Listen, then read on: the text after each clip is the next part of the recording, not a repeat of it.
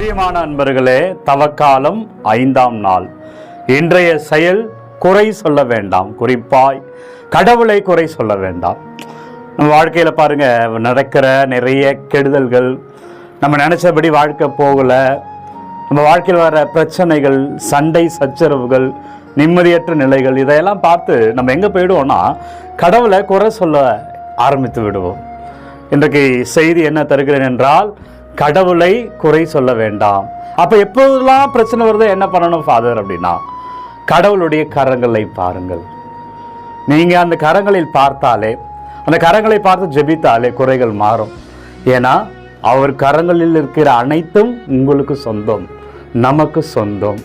எனவே தான் எதையெல்லாம் வைத்திருக்கிறேனோ அவை அனைத்தையும் ஒரு தந்தை தன் பிள்ளைகளுக்கு தருவார். எனவே அப்பா நம்மளுடைய தந்தை, கடவுள் நம்ம தந்தை, அவர் கரங்களை பாருங்கள். அவர் கரங்களில் இருக்கிற அனைத்துமே உங்களுக்கு சொந்தமாகும். நீங்கள் நம்பிக்கையோடு கேட்கிற பொழுது குறை சொல்ல வேண்டாம், நம்பிக்கையை வைப்போம். உங்கள் பிரச்சனைகளுக்காக கடவுளுடைய நம்பிக்கை வைத்து இன்றைக்கு ஜெபியுங்கள். நாளை வேறு செயலோடு உங்களை சந்திக்கிறேன். கடவுள் மீது நம்பிக்கை வைப்போம். அதுதான் இன்றைய செயல். Take care.